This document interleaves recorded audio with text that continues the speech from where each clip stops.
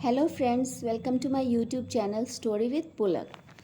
तो आज हम जो कहानी आपको सुनाने जा रहे हैं, आपके बीच रखने जा रहे हैं, तो कहानी का शीर्षक कुछ इस प्रकार से है, होनी है बलवान।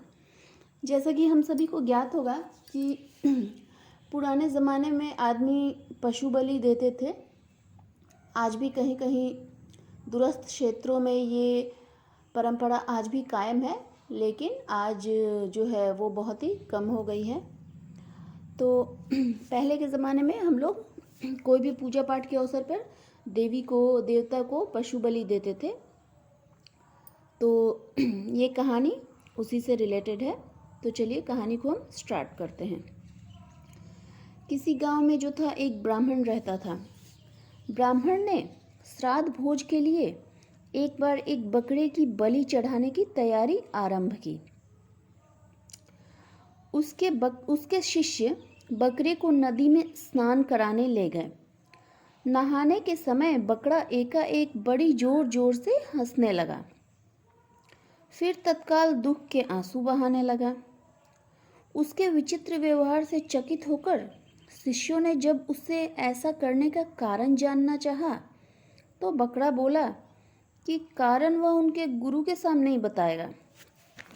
शिष्यों को तो इतना ज्ञात था कि भाई इसकी बलि देने जा रहे हैं, इस वजह से इसे अपार दुख अपार पीड़ा का अनुभव हो रहा है, लेकिन ये हंस क्यों रहा है? तो चलिए वो हमें कहानी में आगे पता चलेगा। ब्राह्मण के सामने बकरे ने ये बतलाया कि वह भी कभी एक ब्राह्मण पुरोहित था और एक बार उसने भी एक बकरे की बलि चढ़ाई थी, जिसकी सज़ा वो आज तक पा रहा है। तब से 499 जन्मों में उसका गला काटा जा चुका है और अब उसका गला कटने की अंतिम बारी है। बस इस बार उसे एक बुरे कर्म का अंतिम दंड भुगतना था, इसलिए वो प्रसन्न होकर हंस रहा था। किंतु वो दुखी होकर इसलिए रोया था कि अगले बार से उस ब्राह्मण के भी सिर 500 बार काटे जाएंगे। तो जो ब्राह्मण था वो तो मतलब एकदम टेंशन में आ गया। ब्राह्मण ने उसकी बात को गंभीरता से लिया और उसकी बलि की योजना स्थगित कर दी तथा अपने शिष्यों से उसे पूर्ण संरक्षण की आज्ञा दे दी। किंतु बकरे ने ब्राह्मण से कहा, ऐसा संभव नहीं था, क्योंकि कोई भी संरक्षण उसके कर्मों के पाप को नष्ट नहीं कर सकते। कोई भी प्राणी अपने कर्मों से मुक्त नहीं हो सकता।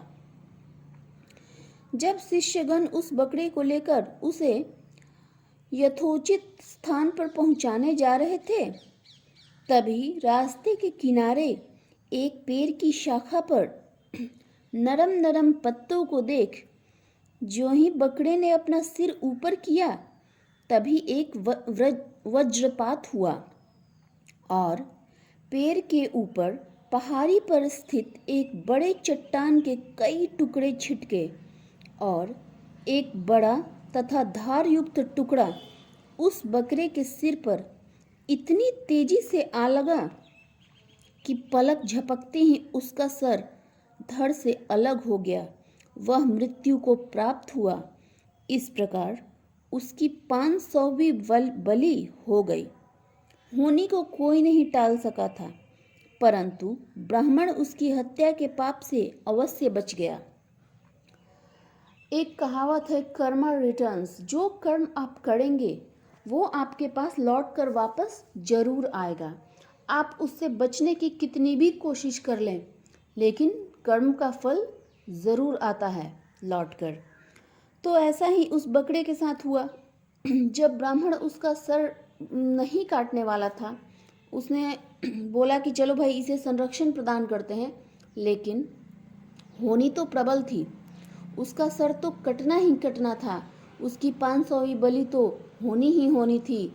तो वो ब्राह्मण के द्वारा ना होकर चट्टान ऊपर से गिरा और इस वजह से उसकी मृत्यु हुई। उसका सर धड़ से अलग हो गया, लेकिन सर तो उसका कटा ही।